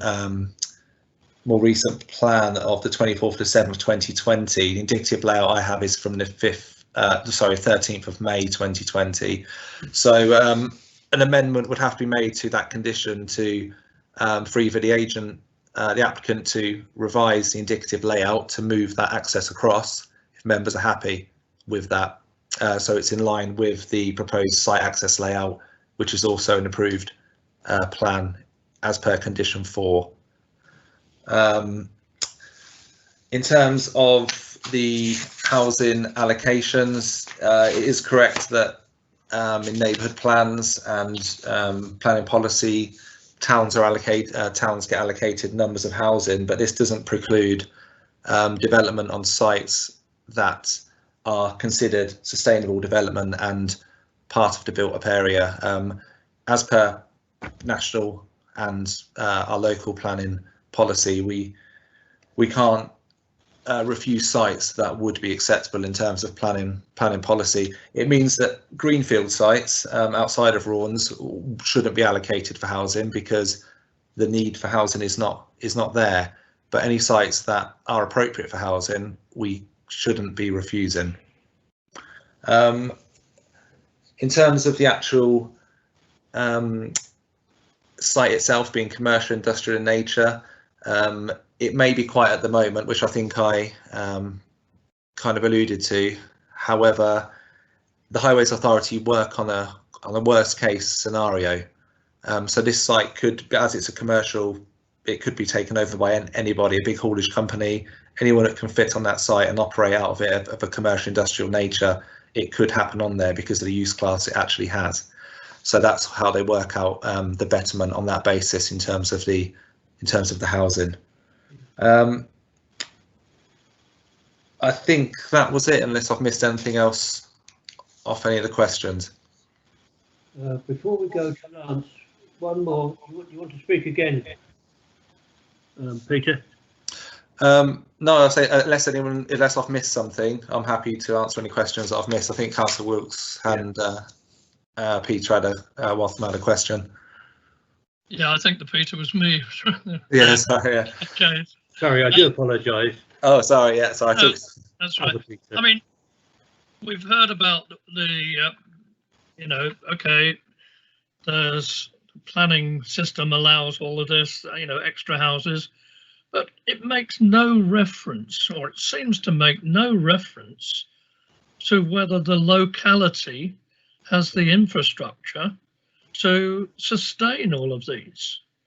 And just at the moment, I certainly really feel strongly that our infrastructure is stretched. I noticed from the report, we don't know what the status is about schools situation, whether there's capacity there. Certainly from the health capacity, no, there isn't. And at some point, I mean, we're dealing with people, and they're going to find things worse all the time. It beggars belief. I still cannot feel that I can vote for this. Your choice. Dudley, had you got your hand up again? Yeah, I don't understand why we managed to persuade why the Highways Authority has gone against their own advice. I mean, it clearly is not following their own advice about this distance between the two roadways. And what's the point of having all these advice and reports and a lot of money spent on it, and what's safe and what isn't safe? And then on what is principally the main road into Rawns, we're not talking about some little back road where perhaps it wouldn't matter quite so much. On the main road into Rawns, where there are a whole load of road junctions coming into that road, because there's several other road junctions coming into there, they're ignoring their national advice. It just, I thought that alone was not acceptable. Okay, thank you, Lance. That's the end of the debate. Chairman, Councillor Wilkes was indicating, I think. Sorry, who?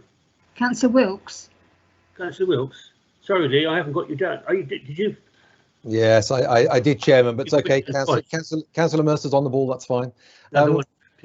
I'd just like to come back. I mean, I don't want to go back over everything I've said before.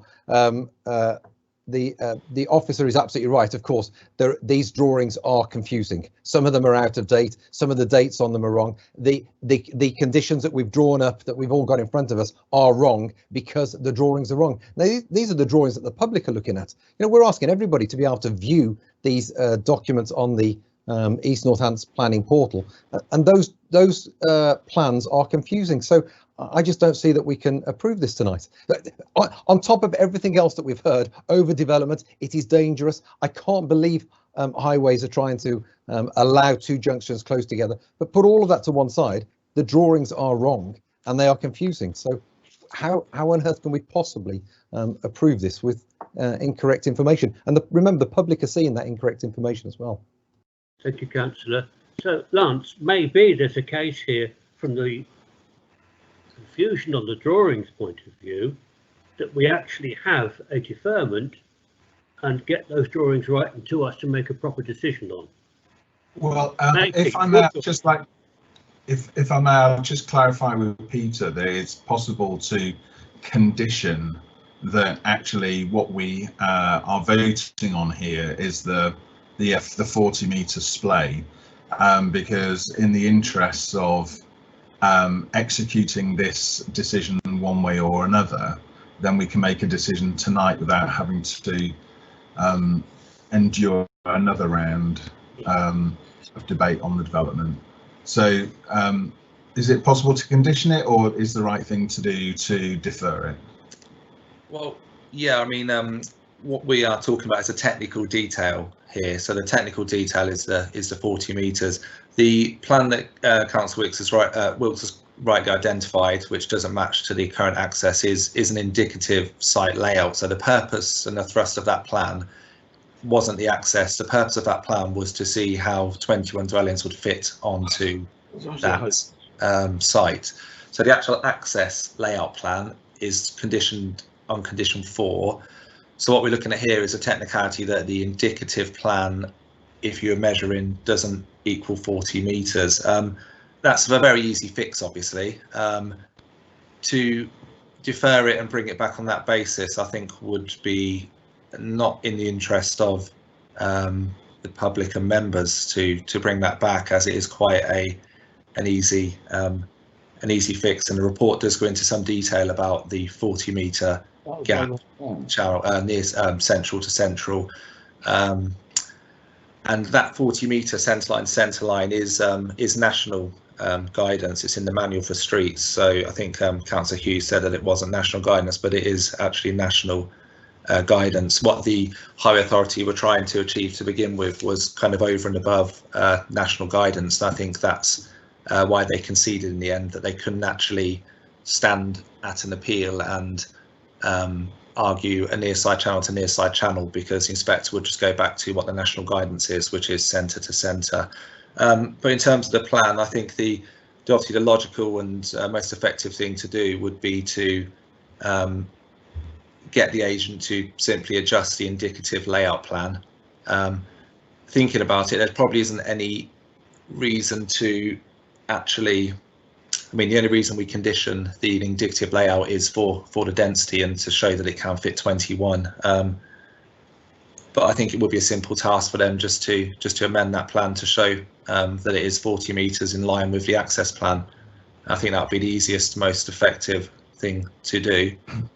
I don't know whether my head of service, I think Paul Bland, maybe in on this meeting, I don't know if he has a view if that is a correct option, but I feel it's the most effective option.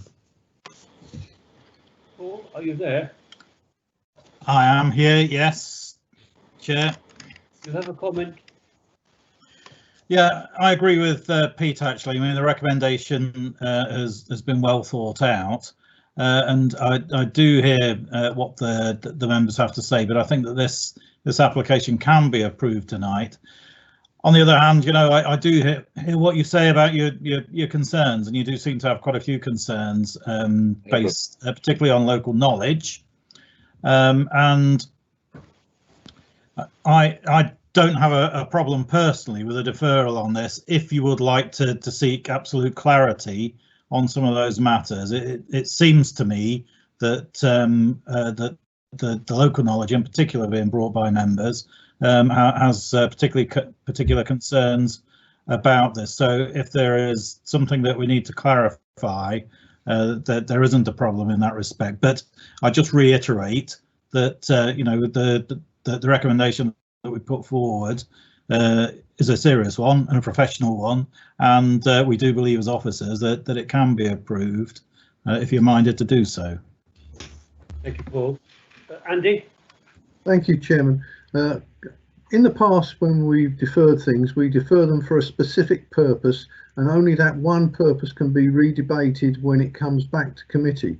So if we were to defer this simply to regularise the plans and make it a clean application and a clean consent, then we could defer it without risking having to debate the whole thing again if the members so wished. Thank you. Dudley? No, because the reasons for objecting to this development are not only this, they are about the neighbourhood plan. I mean, what's the point? We spent hours and hours and hours of unpaid time, I might add, developing this neighbourhood plan, then paying a lot of money on having inspectors and all the rest of it. And then we're told, well, 20 months ago, it's out of date, and we're going to ignore it in any case. And what is the point of having the neighbourhood plans if we were told how important they were, we were pushed to have them, we got all this stuff, you know, we got into trouble because we delayed a bit, and then what happens is we get a neighbourhood plan, oh, well, that doesn't matter, or we just ignore it.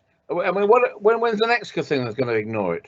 You know, I really feel very strongly we went to a lot of effort, and this is not the only reason for turning this application down.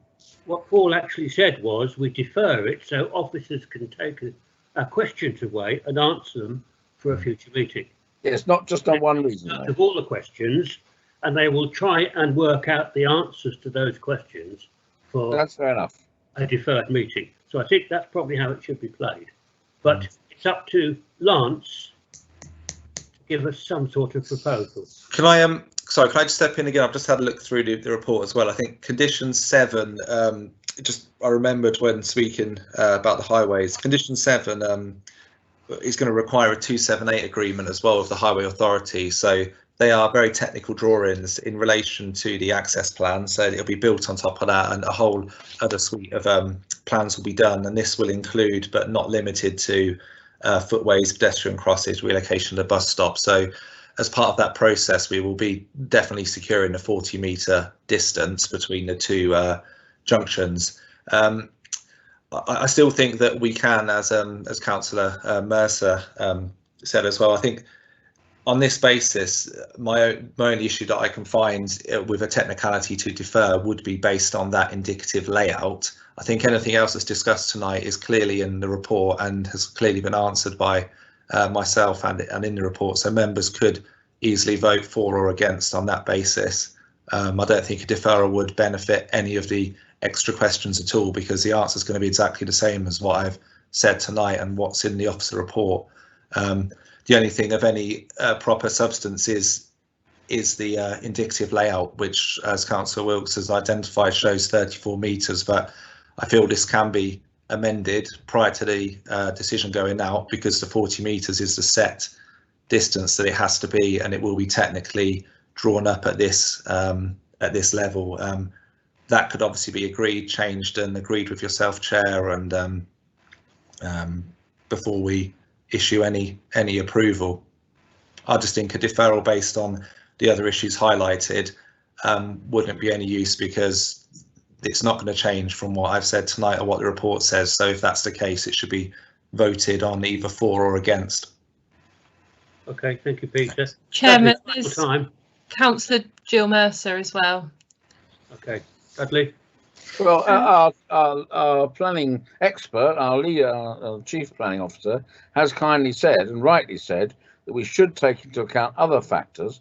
We are supposed to take into account the locality and the neighbours and all the rest of it, and the neighbourhood plan. So I would not want us to tie our hands that we can't refuse this only on this access business, because that may well not be the only reason to refuse it. From my point of view, it isn't the only reason to refuse it. One of the principal reasons to refuse it would be it's against the neighbourhood plan. Thank you, Dudley. Jill? I was really just seeking clarification on that plan and the 40 metres. So I'm not got a particular point, but I would just point out to Councillor Wathen that is the health thing that he said where the health services, you can only get one today. Ours in Rushton has been like that for many years, and I think probably many others as well. And it's not necessarily the fact they haven't got enough appointments, it's just their method of controlling it. Thank you, Jill. Right, that's the end of the debate. Lance, you seem to have choices of perhaps a deferment or perhaps accepting the plan subject to the conditions that we've been talking about. Thanks very much indeed, Chair.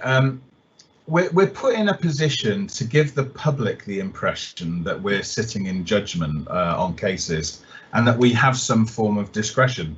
And the reality could not be further from the truth. All of the options for objecting, which I completely share with what Peter, Dudley, Lee and so forth have said, are doors which are closed firmly in our face and have been closed firmly in our face previously. Therefore, I can't see any way in which we can turn something like this down, given the facts that are in front of us, and those who believe that they can are at liberty to vote against the proposal that I can only in good conscience recommend to the committee, that we grant the approval for this planning application, this outline planning application, based on Peter's assurance that there will be a confirmation in the final technical drawings that there will be a 40-metre splay in place. It hurts my heart.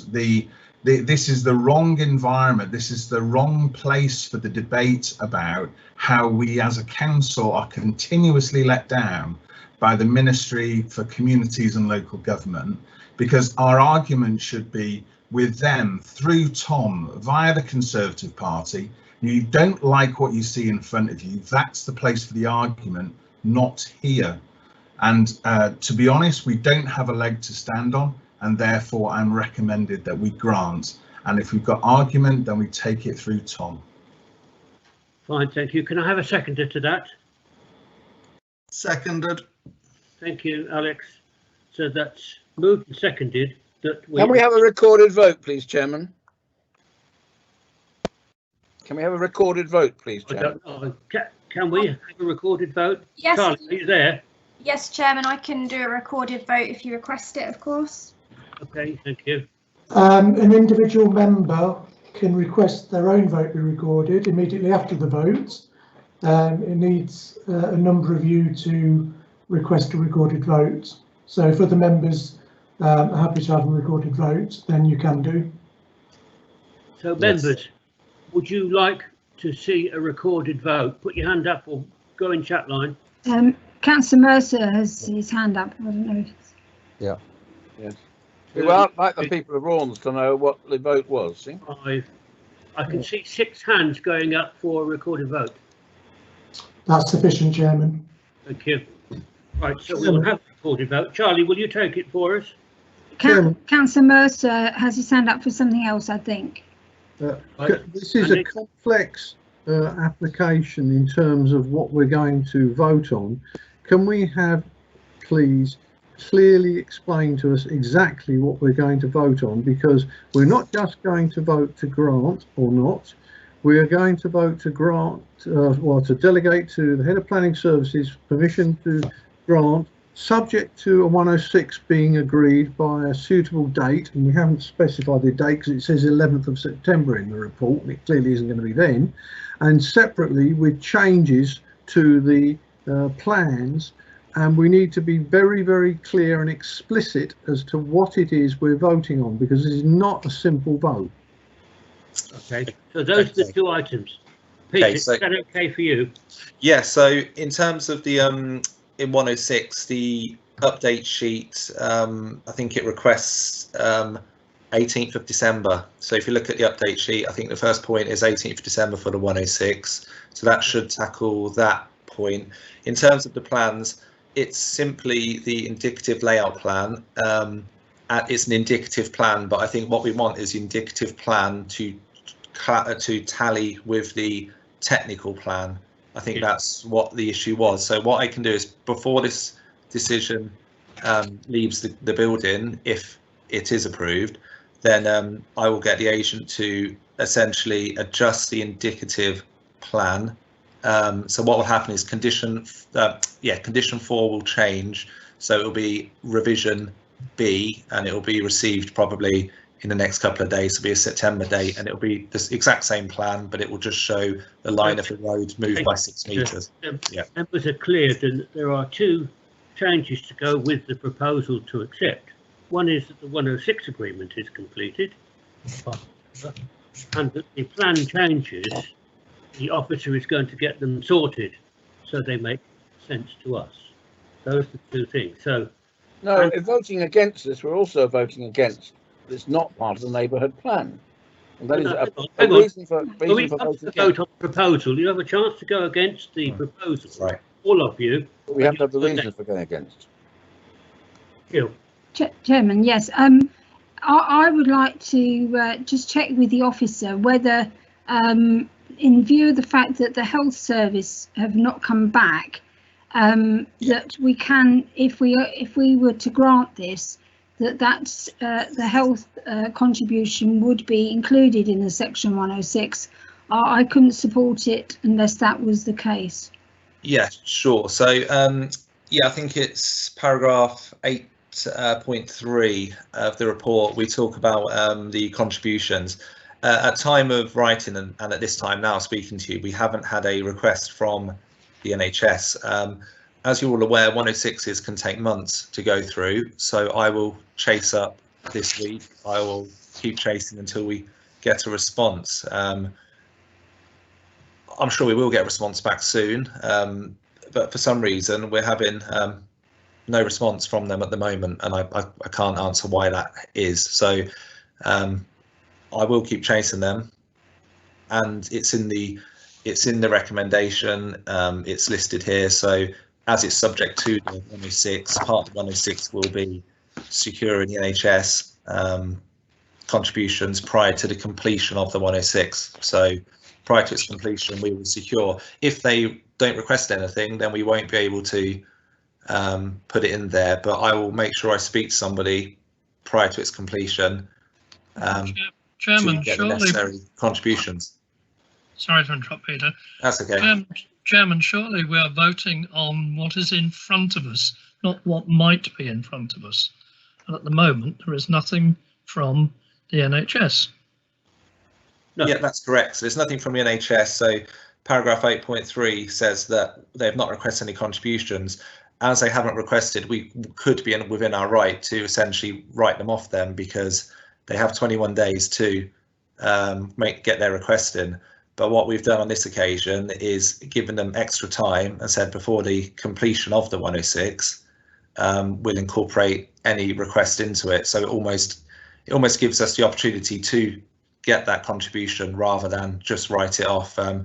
The applicant has seen this and is obviously content with that approach. So the applicant isn't trying to shirk providing that contribution. It's down to the NHS to get back to us and give us that figure. I'm happy to keep chasing that up until the 106 is complete, but hopefully I'll have something back within the next couple of weeks. I remind members that we're only outline stage, so we can't get too involved in minutiae. So we're now going to go to a vote. We have a proposal with 2 areas attached to it that we've all discussed in detail. So we'll go through the members, and I ask you individually, and it'll be recorded by Charlie, whether you agree with that proposal or disagree. So we start with Dudley Hughes. Against. And then Lance Jones. I'm the proposer. You're proposing it, aren't you? Andrew Mercer. I prefer deferral, so I'll abstain. Jill Mercer. 4. 4. And Jeff Shatlock. I'm going to abstain, Mr. Chairman. Alex Smith. I'm the seconder, Chairman, so it's 4. Peter Thomas. Against. Robin Underwood.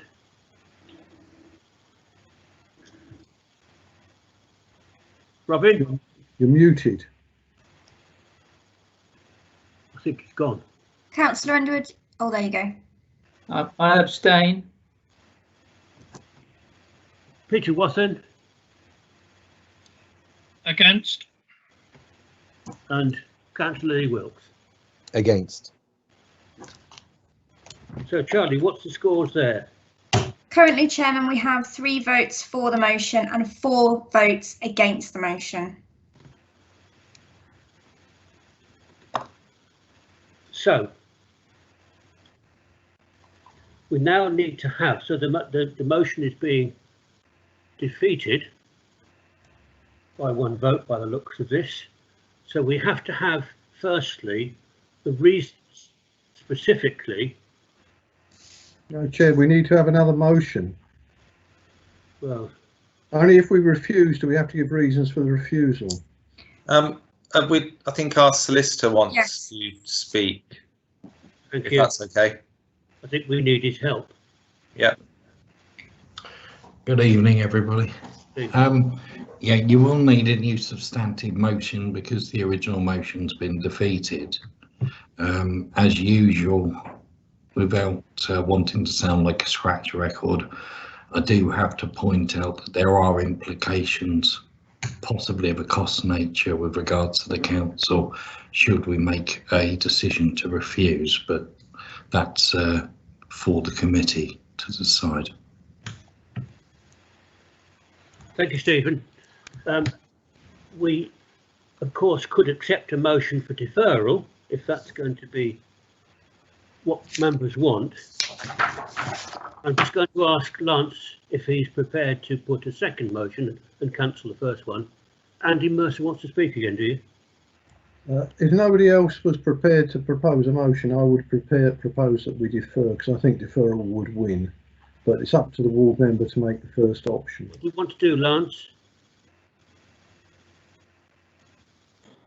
Well, okay, so from my understanding would be that, you know, the reason for deferral would be for the clarification of the 40 metre splay drawing, and should that then be brought back with the correct drawing and so forth, we would have a similar debate around overdevelopment, neighbourhood plan and all the rest of it, which would result in a vote in exactly the same outcome as we've just had, and therefore I don't think we're any further forward. So if you want to defer for the purposes of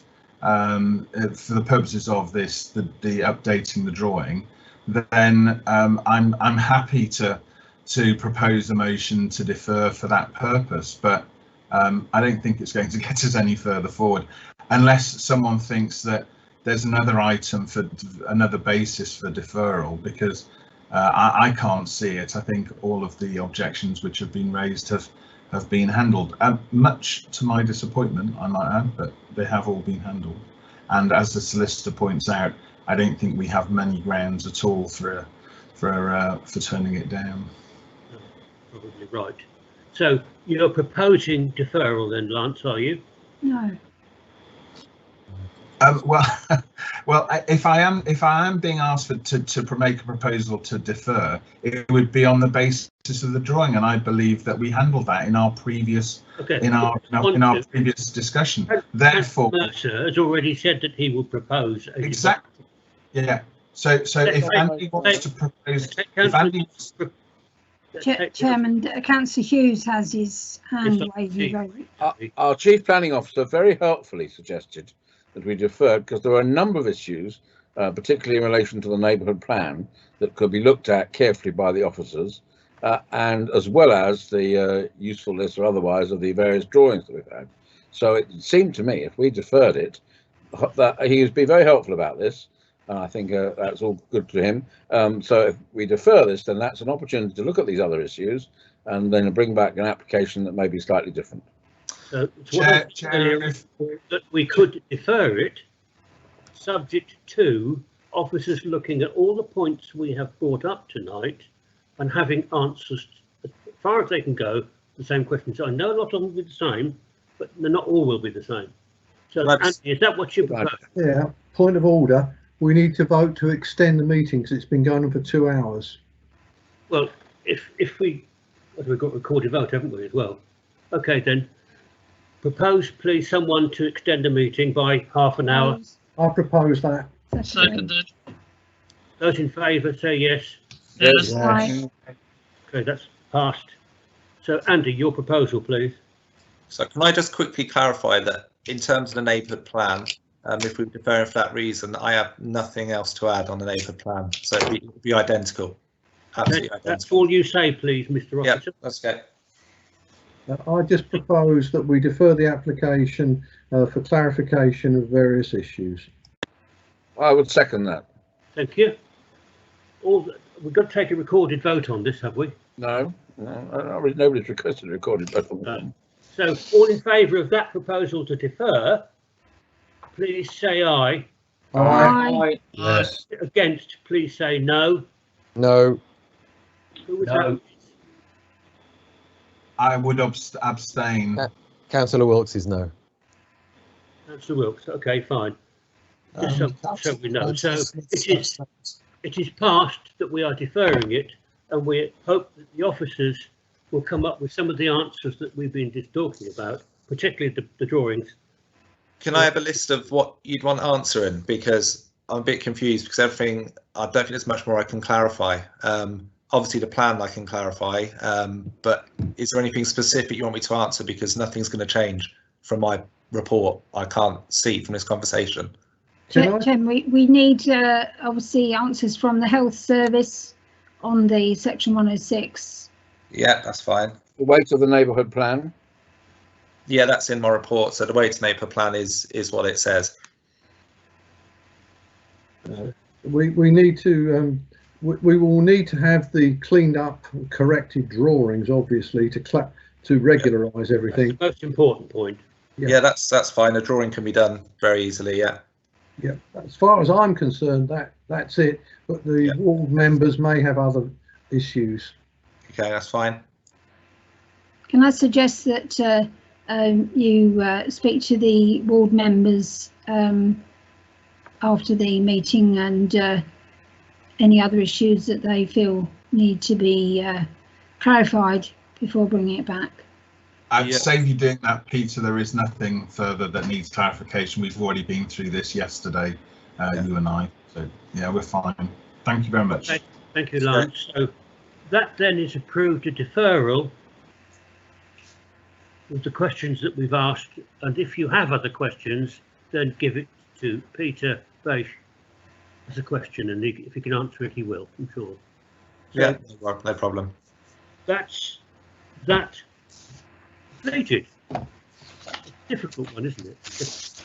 And that, in fact, is the meeting. So we will adjourn, and hopefully we'll see you all tomorrow night when we go through it all again. Thank you for your attention. Good night, everybody.